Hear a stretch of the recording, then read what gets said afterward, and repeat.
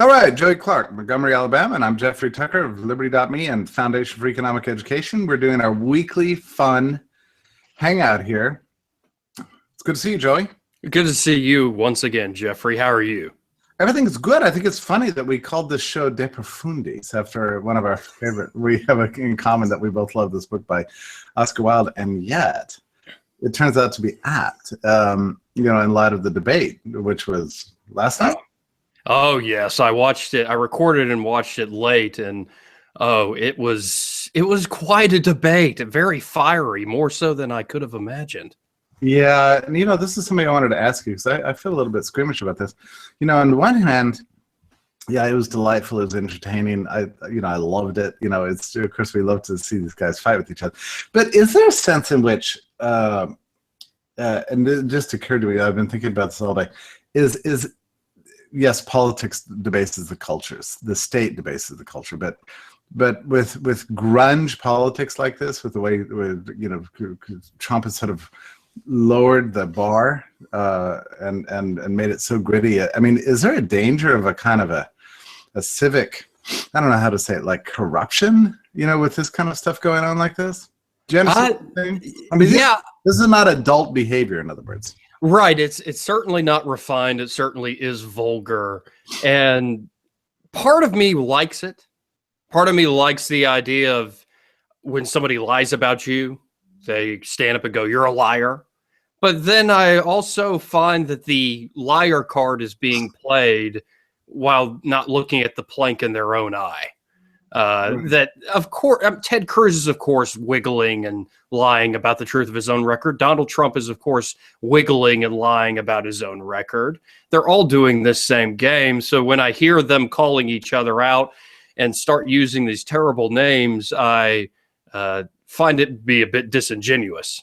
I kind of like the blatant language. Now, I don't want a president of the United States, calling people all sorts of terms. I think a pussycat, if you will, is what Trump referred to Ted Cruz, or really was a member of Trump's audience at one of his rallies. But I also find that some of the offense taking that was going on when Jeb Bush, "I'm tired of you talking about my family and my brother." I'm like, well, Jeb, your brother did prosecute the Iraq war. And I do like that Trump has the, balls to make the statement, well, the World Trade Center came down under your brother's watch. That was such a, I posted it on Twitter, I guess, that he just broke the seal. I mean, how many years has it been that there's been a taboo about this topic? And suddenly on national television, this one guy finally says it. It was amazing, and it seemed to generate a kind of hysteria. Well, and then you see the critique of, how could you blame George W. Bush for bin Laden and 9/11? Trump blames Bush for 9/11, but then Rubio on the stage goes ahead and goes, it's not, you can't blame George W. Bush. Bill Clinton had the chance to kill bin Laden, so we're going to blame Bill Clinton. There's no objective standard with these folks. So I see your initial point, your first question. There's a lot of problems with this sort of blatant abusive language, and it can get to the point of... It seems childish, Joey. I mean, it reminds me of lunchroom in the 7th grade. I mean, somehow British politics can be blunt, without being stupid. Right. And I like it. I like it when when it's a sort of a politics as a contact sport. I mean, it's fun, and it should be that. I mean, people should, accuse each other of malfeasance and that sort of thing. But why does it have to be so stupid? I mean, the American culture is so bad. I don't know. There's something wrong. Like when we finally start, truth telling in politics, it sounds like more like a grade school food fight than an intelligent, exchange of, blunt ideas. See, so it sounds like your problem isn't necessarily with the vulgarity or the calling out or even with Trump necessarily using profanity, just your problem sounds like it's with the idiotic nature of the debates. Me too. Me too. It's so base. I mean, it's just so, and you feel bad for these guys, actually, like guys like Jeb. Of course, I'm always feeling sorry for Jeb. I shouldn't, but I do. And in the way that Trump has just sort of reduced the level, just the IQ levels. He's not a stupid man, but he speaks in stupid ways, and the whole thing, it was just embarrassing, really. Yeah, I found a lot of what was going on to be incredibly embarrassing, especially because you start to see the tricks Trump has up his sleeve, that as soon as anybody challenges him, he immediately jumps and attacks them. And I found it both amusing and also a little sad, the way he went after Jeb Bush constantly. Oh, this guy spent $42 million in New Hampshire, and he didn't have anything to show for it. He just kept bringing that up for no reason. And he made it his point to go after Jeb, though it was reciprocal. Jeb had made it his debate strategy to attack Trump and show he's the adult in the room. I don't think he accomplished being the adult in the room. I think he came across as just as low. Not lower, but just as low. Yeah, I don't know what you do in a case like this. I mean, like Jeb has been aloof. I mean, part of the problem is that a lot of these guys can't even believe that this guy's on stage. I mean, they never admitted him. It's their club. He doesn't have a membership card. They don't think he belongs there. They're sort of disgusted at that public opinion polls that have put him there, and they keep thinking he's going to go away. And if they just bide their time, then he'll just vanish. So here we are now in February, and it looks, he won New Hampshire. He came in second in Iowa. I mean, this is a real candidate, and they're just now sort of coming to terms with it. Then what do you do? I mean, you have to kind of go after him. But to go after him, it really is just sort of jumping into the mud with the guy. I don't know what other option you have, really. Well, and as much as both you and I think we can agree, are very fearful and wary of a Trump presidency and what he's stirring up with his candidacy, he was the only person on stage making a reasonable case for a reasonable foreign policy. Like, what they were taking so much offense about was him saying that George W. Bush and his foreign policy was absolutely insane. You folks that think that Hillary Clinton and Barack Obama didn't do enough in Libya and enough in Syria, you people are insane. Yeah. That we shouldn't back the Russians into a corner. Stop this. You people, once again, are insane and incompetent. And the fact that that's coming from Trump's lips, and unfortunately not somebody like a Rand Paul, who's now gone and must win his Senate seat in Kentucky. It puts me in a weird spot because I am wary of Trump. Yet I listen to this civilized talk of a Jeb Bush or a Marco Rubio and goes, what y'all are proposing in foreign policy across the world is completely uncivilized. You can dress it up however you like. Right. You're going to be killing a lot of people. We've been 15 years of a taboo on this topic, I mean, it's clear that the reason for 9/11 is the U.S. foreign policy stirred up all the wrong elements around the world, and they exacted a kind of retribution, and saying something as plain and normal and common sense as that has been sort of more or less banned, from civic culture now for a decade and a half. And finally Trump says what anybody with a brain would have said, but of course, the party leaves itself open. Oh, and by the way, Vox was saying, or maybe it was Vox, Washington Post, somebody this morning was saying, oh, this is terrible. This is really going to hurt him with Republican voters who absolutely will not broach any criticism of George Bush. I think that is complete nonsense. I don't. I mean, yeah, people tend, GOP voters tend to be, fanboys and girls of their party and whatever, but it doesn't mean they're brainless. I mean, if George Bush, and also the Republicans weren't so nuts for Bush anyway, the Bush 2 or Bush 1. The last Republican president they really liked was Reagan. Yeah. Well, and W's poll numbers approval ratings were in the 20s, maybe lower than that as he's leaving office. So that includes many conservatives along with the left. And it's almost like somebody who's trained a dog, who's taught them this dog over, 8 years or so, that he kept us safe and the surge worked. He kept us safe and the surge worked. He kept us safe and the surge worked. Now vote for us, you good little boy. But then all of a sudden you take the dog to the humane shelter because you can't take care of it anymore. And it's been several years since you've come out of the shop. and you see this dog again, you think that you can, teach that dog or get that dog to do the same tricks that it used to love, but it's been under new ownership. These people have moved on. Yeah. I can't believe that George W. Bush, Jeb Bush, Rubio was carrying the water for W, that they think these same old tricks are going to work. It may have worked with the sort of donor class, inside Politico types that were in the audience that night. And this is 2 times in a row Trump has taken on the crowd. But I don't think it works like with my average talk radio audience. Yep. Look at the Drudge Reports poll. 60%, 55%, and somewhere in between there are saying Trump won the debate. Oh, that I had not seen. That doesn't surprise me. This is something like the 50th or 150th time that the national news media has declared that Trump has pulled the ultimate gaffe that's going to destroy him among Republican voters, and the exact opposite happens. Well, of course, it's just again and again and again. He finally says like this plain normal thing, and everybody else is they're clutching their pearls. Oh no! Don't say the terrible thing. And he's like, "What? There were no WMDs, right?" Right, there were. Y'all lied about it. John, and the fact that Trump did get away with and continues to get away with, I like my war heroes who weren't captured, what he said about John McCain. And, Jeb tries to knock him on this stuff.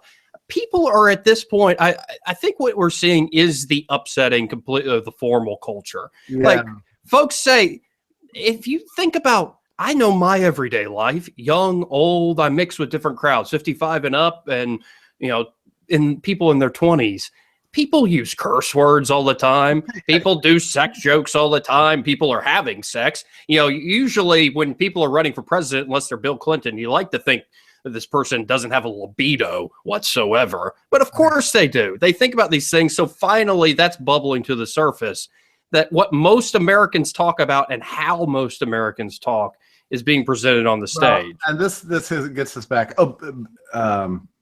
Don't let me forget what I was about to say, but I just want to roll back a little bit. Yes. And say something about your language, just because it struck me immediately, because you said Trump's foreign policy is the only one that made sense.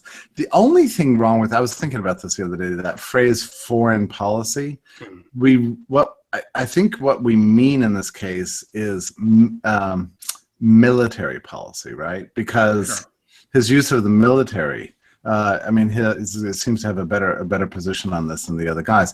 But his actual foreign policy, by which we have to include trade, is like catastrophic. His trade plan is a map for a new Great Depression. He's talking about, what it was, 45% import tariffs or something on Mexican goods, and he keeps adding to the list of evil countries in the world. It's China, it's India, it's Vietnam, it's Mexico, it's probably Canada, it's probably whatever. Every country in the world. And he's a massive protectionist, and it's a prosperity destroying plan that imposes massive violence against not just foreigners but American consumers too.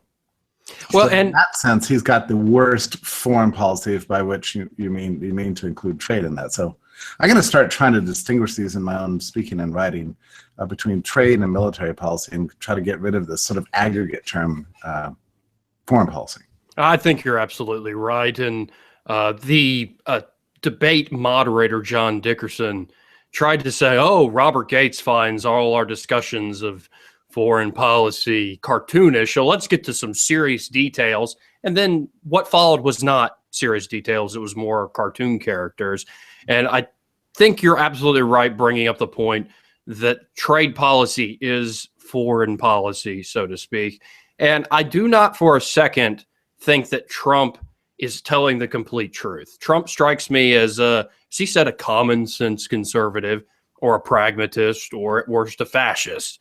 So when he says, we shouldn't do this sort of war-making policy that Jeb Bush and Marco Rubio are so quick to advocate, he could easily be just blowing smoke as well. Well, that's true. And it's hard to reconcile his sort of, anti-war stance on Iraq and Syria with his, extreme belligerent talk about ISIS. I'm not sure how all this works. I also wonder about his temperament. I mean, the first time that anything goes wrong, anywhere in the world, he's going to be in a position to actually launch troops, citing plenty of precedent without any kind of congressional approval. And I don't think he'll hesitate to put troops all over the world. Actually, I mean, this is not a man of peace. How should I say? Right. No, his whole life has been battle. It's been winning. He admits this. I think I was reading, it was in the Daily Mail. I can't remember her name. It was a female journalist who had interviewed him and been on his fine jet and had been essentially courted by Trump. Yeah. And she turned him down, and she found that he was very aggressive, very violent, not literally violent, but immediately went out of his way to not just, say, oh, I'm mad that you turned me down, but made it a point in his life to crap on her for months, if not years afterwards. And so if that guy does that in terms of sexual relations, if he does it in terms of business, he does it in terms of politics, as soon as somebody criticizes him, he turns around and criticizes them and says, you're the worst person in the world. And the way he interrupts people and he shuts people down. He's got a violent sort of temperament about yes. it. And a complete lack of civility, decorum, manners. He doesn't even know the meaning of the term. I mean, he's a killer. And he came across that way last night, like a killer. And, it's fun to see him use those talents to, slay party insiders and that kind of stuff. But, geez, do you really want that, in a president? I don't even know. I don't know what that temperament really amounts to once you actually get the power. Can you imagine Donald Trump with as the world's most powerful man? I mean, it seems inconceivable. Makes me quite fear. I'm struck with fear, and more so than his temper, how he's quick to belittle others that he doesn't like, is his complete lack of humility. This goes to what we named this particular episode. The idea that this guy won't ever admit to a point of when he's asked forgiveness of not other people, even the Lord above. So he claims he's a Christian, but he can't think of a time when he had to ask the Lord above for forgiveness because he doesn't like to make mistakes. So it's more, I don't mind people who are arrogant and who are confident. That's something I think it's a good thing at the end of the day, as long as it doesn't go to the point of delusion. What's wrong with being confident? What's wrong with being right? But he goes too far.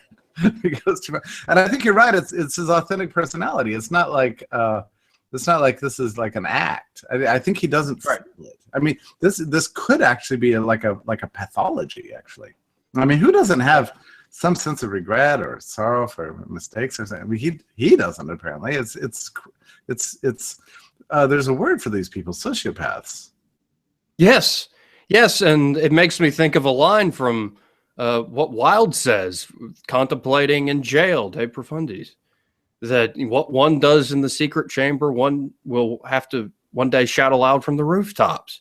And I wonder what Trump has done in his secret chambers that he is so reluctant to even hint at, because the man must have made mistakes. It's all that he's done in his life and has probably wronged people. I'm not saying he's the devil by any means, but the fact that he won't admit any sort of mistake publicly is a bit troubling. I would actually respect the man more if he said, "Ooh, I was really wrong." Well, that's one point in my life. It would be strategic for him to do so, right? I mean, right. And so there must be some reason that, like an obvious good strategy, especially with evangelicals and otherwise, would be to even pretend a little bit of humility. That he can't even do that. That suggests that there's something wrong, even when it would be in his advantage to pretend to be regretful about something that he did wrong, and he can't even do that. I mean, it's weird. Well, and it makes me wonder, and I don't want to psychoanalyze Trump too much. I don't want to get into the man's head, but it makes me wonder if he's ever actually experienced true hardship in his life, because that will be the number one thing that leads you to humility, is suffering and hardship. And I'm not saying it sounds like my reading a little bit of his life story that he did lose a lot of the money he inherited and built back out of that. But the fact that he won't ever admit to anything makes me think he's never experienced really, really profound tragedy. And maybe I'm completely wrong about that. And if I am, I stand to be corrected. But yeah, but I think you make a very important point, and it's something that I learned from F.A. Hayek, that the most important temperament that any kind of intellectual, to say nothing of statesman, can have is a sense of humility, that the world is too complicated to be, rationalistically, fully comprehended, much less planned. So humility for Hayek is like the number one virtue you could ever have if you have power, if you're trusted with some sort of responsibility over intellectual life or public policy. Humility is a prime concern. And what you're saying is that, like, Trump's weird that he doesn't seem to even have anything remotely like this. Well, it's like he wants to keep up this cartoon character of himself. Yeah. I'll try to be a little more charitable. I'd assume somebody at that level has gone through difficult times, has had to make tough decisions, has this personal side to him. It's hard to believe somebody with children who's been married a few times wouldn't have that side to them. Mm-hmm. But the fact that he's so sheepish about sharing it and covers up with this over-the-top arrogance, and that I've never done anything wrong to the point I've never had to ask forgiveness from the Lord above, that shows something. I can't put my finger on it. Like I said, I don't want to psychoanalyze the man, but there's something going on there that makes me quite nervous. And we could talk all night about what the appeal is, because obviously his voters are not listening to this podcast. I mean, we've got right. We've got a huge division in this country between, how should I say it, frequent consumers of high-level content online and in books and newspapers and that sort of thing, and then everybody else, who's out there just voting for the guy. But do you think that his sort of masquerade as an infallible would-be dictator is actually causing people to vote for him? Is that actually an appeal to certain people?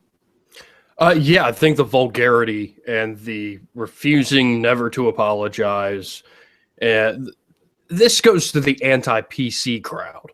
And you find that the anti-PC crowd is really not that great on everybody being able to freely express themselves. They just don't want to be criticized. Yeah. So there's that element of, ooh, I like it when Trump calls people out. And I like that he never apologizes and he's going to kick ass in the Middle East. But there's also another element that I've brought up before with you that's more the aspirational, make the country great again. As you put it last time we talked, the last gasp of the greatest generation. I tend to think, and I've been hearing it from folks here locally on the radio airwaves, that a lot of folks are a bit tired of the Trump show. That they're tired of him attacking other people and his vulgarity. They'd like to hear more details and how he's going to make the country great again. But you still had that steadfast following. And I think it comes down to a sort of anti-political correctness movement that's becoming its own form of ideology and orthodoxy. That I'm trying to think of an example that would express my point the best way.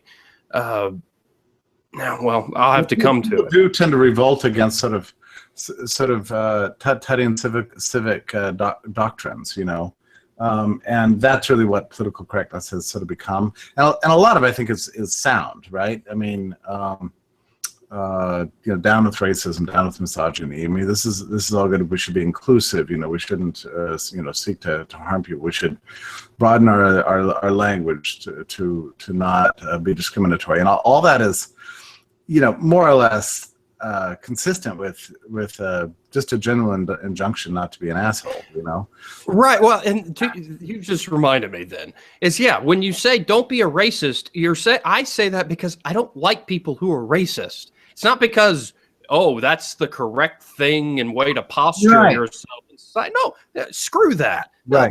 No, No, I don't like people who are racist. I think it's idiotic. I think it leads to violent things. It's kind of like these folks. I remember the example I wanted to give. Folks saying, we're letting all these immigrants in because they're taking our jobs. And speak English, damn it.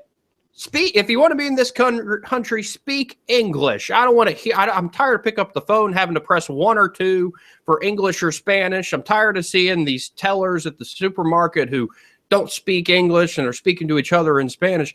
At a certain point, I want to look at those folks, and I have told a few of them, you know what? You're just what you claim to hate. You play the victim card, and you whine and you bitch all day. You claim you're doing it in the name of being anti-politically correct. You're just trying to set up a new set of political correct rules that, speak English, make sure we do these things. No, you are just a mirror image of what you criticize, another form of control. Oh, that is exactly it. Now, just one quick comment on this, because I really think you have a really good insight. I had never quite thought of it before. The problem with political correctness isn't the outcomes it seeks. It's that it instead of being a principle of good manners and civility, they make everything a principle of politics, and that's where it becomes annoying. So the anti-racist thing isn't just about being a decent person. It's really about holding, the right political views. And that's where it gets under people's skin and breeds this sort of backlash that we're seeing today. Well, and it will the people will replace the ideology of any given politically correct movement or a political movement for independent thinking themselves. Yeah. So when people just make basic points, like try to say, no, if you have open borders where labor and goods and capital can flow freely, we'll all be better off. And also, did God stop endowing unalienable rights at the border? That you can make these points and folks will just look at you like, oh, wait, you're saying the word I've learned is bad. It makes me think of the article or the essay you just came out with today, Jeffrey, about the word liberal. And your exchange there, and I'd love you to share it, your exchange there is exactly what I'm talking about. There's not thinking. It's just a sort of political ideology that makes you go, ooh, that word is bad. I find myself, like, in today's political environment, probably like you do too, like a fish out of water. I don't know how to deal with it because, I'm in this gun shop, and well, let me say first of all that I'm not a big gun person. I have a decent collection, but it's not anything that just gives me like the big kick. So I'm over at the gun store and we're at the firing range, and so as a libertarian who believes in gun rights, I'm supposed to agree with all these people, Right. And yet I don't, they're not my people. I can just feel it. There's a lack of intellect there. And I didn't need to take a poll. I mean, everybody who worked there, this is basically Trump heaven. And Trump has been kind of more or less awesome on gun rights. I mean, better than anybody else. And anyway, so I always like to extract information from anybody I'm around. So I was talking to the guy behind the counter, and we were talking about automatics and semi-automatics, and what is an assault rifle, and he explained all this stuff, and he had an edge to him. He's just gun rights. He's an NRA guy, right? Right. And so he was talking about Clinton's, I guess, banning of something. So now I wrote about it today, and I don't even remember. But Clinton had, maybe it was after the Brady Bill or something like this, but he banned a certain class of weapons and certain sizes of magazines or something. But there's a sunset clause in the rule, and it was repealed. And so now all the things that he forbid are now permitted. He said, yeah, we can import this stuff, we can use this stuff, and anybody can privately own it. And I said, well, that's awesome. So what you're telling me is the gun laws now are more liberalized than they were in even the 1990s. And he recoiled, and he said, well, I wouldn't say liberal. I don't like liberals. And I said, oh, listen, I'm sorry. I don't mean, liberal in the sense you use. I mean liberalized, like freer. Like you can do more stuff than you used to be able to do. Like liberalization. And he's like, now there you go again, using that word liberal. I'm just telling you, I don't like liberals. We've got a communication problem here. And I never got past it. And immediately he just began to think I was maybe the enemy that I was coming in there promoting liberalism. Which, to me, a genuine liberalism should include gun rights, But I mean, the whole thing was it was a very strange experience, actually. And I went away in a little bit of a culture shock because I think that's what we're coming down to. We've got a country absolutely divided by class and ideology, and everybody's struggling for control of the central state. And, under freedom, a divided country is not a problem. I mean, you should be divided into 300 million parts, actually. I mean, every individual is different. We can all believe different things just to get along. The problem is when the central state is sort of lurking out there, with gigantic policies they're going to impose, based on somebody's plan for the rest of our lives, and people start getting ready to kill each other, and seeking out this unity and wanting to assault and destroy people who are different from them. It's very dangerous. It's a very dangerous moment right now, actually. Well, and this is the point I try to make to the left, my left-wing friends all the time, is that the reason, because the country is divided in this way. The left in particular wants more compromise and people to work together. And then the right is more like, oh, we want more principled people who will stand up and fight. So when I look at the left, because they want more compromise and people cooperating and working together, I say, you do understand that the reason people aren't cooperating is because there's so much power at stake. Yeah. Who would be willing to go, oh, yeah, we'll work with you when things you hold near and dear, like with the passing of Scalia this weekend.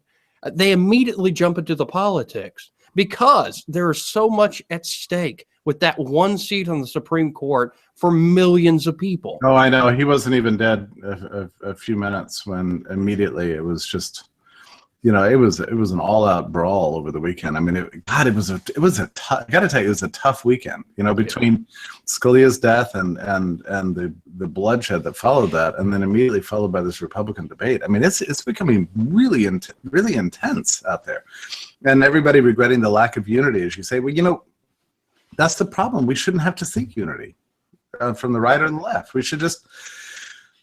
God, I sound so old-fashioned. We should be free to live our lives. It's not complicated. But we're boxed in by these political parties. And it goes back to the point that people take the political rhetoric and the party ideology, or just the basic party loyalty, and they substitute that for their own independent thinking mind, to where they can't have a conversation about something as simple and nuanced as the word liberal being used in a non-political way. Makes me think of, I'm stealing this from Christopher Hitchens, talking about an atheist.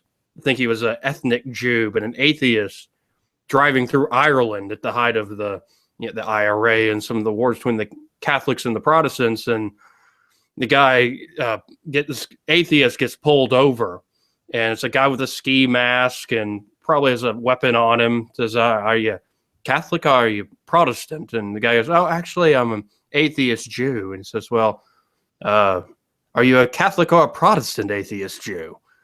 That, there's a lack of understanding sometimes to the political mind, that the ogre has a dribble fall from his lips all the time. And this is what will undo us. And it's back to your point of vulgarity on the stage. It might feel good in the moment, and this is what it takes to win in this day and age.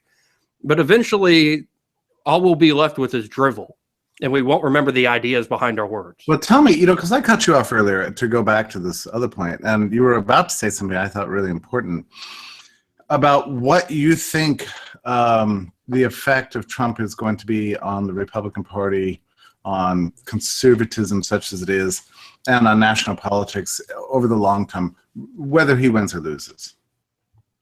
I think it will be a resurgence of, as he called himself, common sense conservative.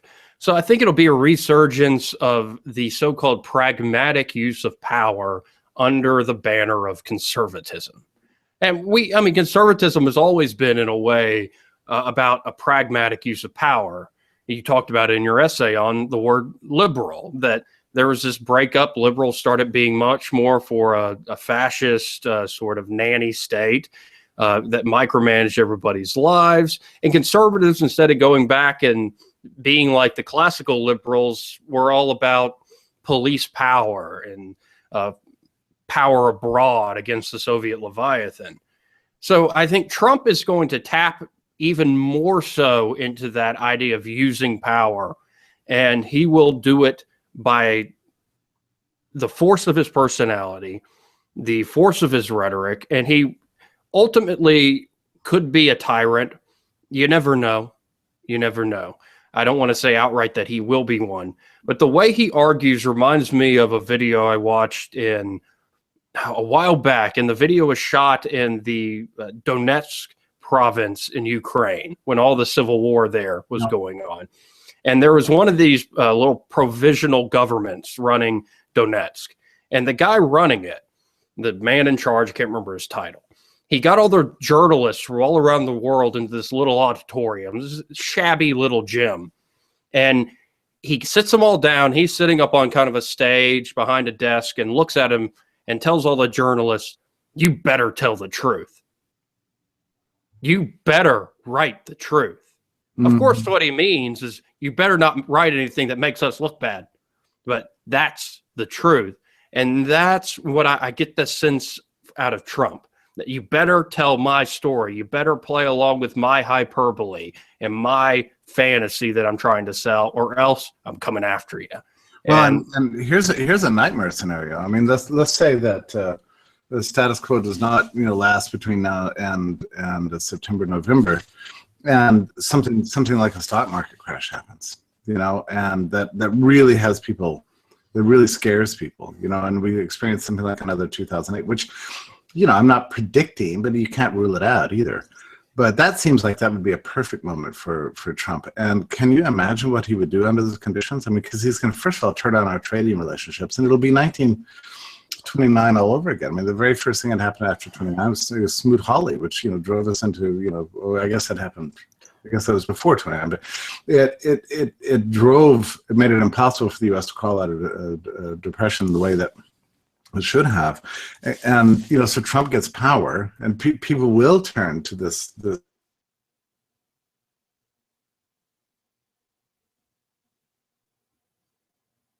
Jeffrey, are you still there? People will turn to this, and I didn't get the rest of that. But I will say the parallels, just to keep going here, the parallels between Trump and Hoover are uncanny. Hoover being this sort of technocratic central planner who in the Depression of 1920-21 was telling the current president, oh, we need to intervene. We can't do what other presidents have done before, letting the market fall down. We have to intervene. But of course, I think it was Harding at the time that said hands off, and he didn't intervene. And we had a quick downturn, a quick rise, like had been historically done. And Hoover, becoming president, thinks like an engineer, thinks like this technocrat who doesn't have the Hayekian humility to look at something as complex and as spontaneous as the economy and step back for a second. No, he thinks he's smart enough, damn it. He's got the great minds around him. We can get together all of business, make sure they don't drop wage rates. And so Trump definitely reminds me of that. And we're still waiting. It looks like Jeffrey dropped off.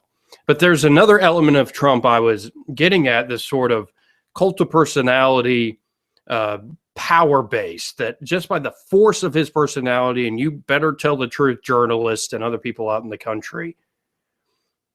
It reminds me of a conversation I had with a friend here in town who's also on talk radio, who said, Trump reminds me of Teddy Roosevelt. And when you look at Teddy Roosevelt, he had the same sort of larger than life personality. He used to hold his breath, so when he'd come into a room, he'd be beet red, huffing and puffing.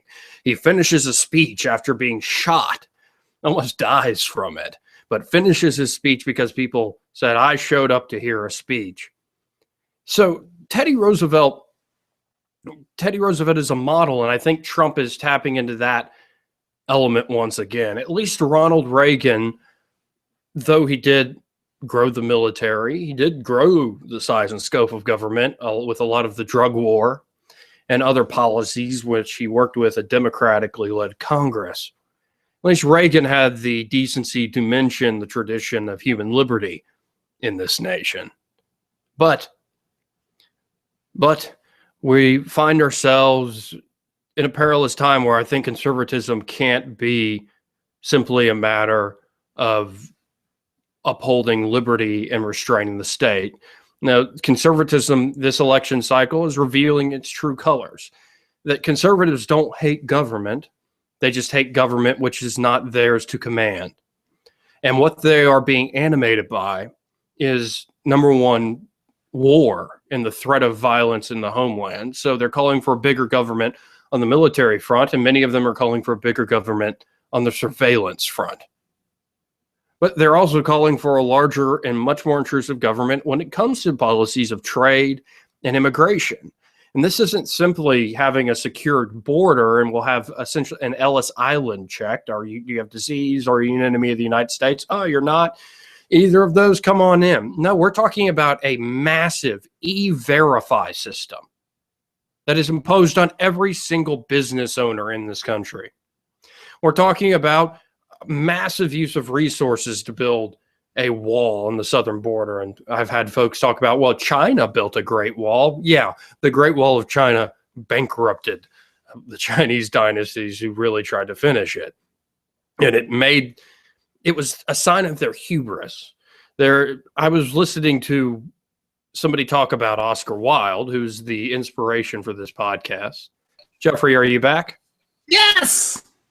Hello. I just kept going. That's the best thing ever. That's good. And so what I brought up, just to bring you up to speed, is I brought up how Trump really does remind me of Herbert Hoover, the engineer, genius, technocrat who wanted intervention in the 1920-21 Depression, does get his intervention when the Depression 29 comes, and calls in business leaders that don't let wages fall. And, he doesn't have that Hayekian humility like you brought up before. And Trump strikes me as that way because of his hubris from being so successful in business. But then another person he reminds me of is Teddy Roosevelt, that form of progressive, so-called progressive conservatism and republicanism. Yeah. And that is where Trump, I think, will lead the conservative movement. Well, and I've been doing some reading about Teddy Roosevelt recently, and I'm going to go back to a topic that I'm obsessed with, which is eugenics, because I think eugenics is the original sin of the 20th century. It's the thing that gave rise to everything else. I mean, once you believe that demographics is destiny and it's up to the central state to plan it, you've got to control people's lives completely, and there's nothing that is not possible. Once you make that great conceit, essentially. And Teddy Roosevelt turns out to be a big proponent of eugenics, which I only found out recently. Well, and it's not blatantly racist these days, and it's not with the language of eugenics, but I'm sure you've seen some of these commercials during the debates of like Numbers USA, where it's not just about illegal immigration. It's like, we don't want any immigrants coming. No. Life is much more difficult to interpret now than it was 100 years ago. 100 years ago, they said, look, we should be chloroforming everybody, but we can't really do that. So let's wipe them out in a generation. I mean, they were just, very blunt about it.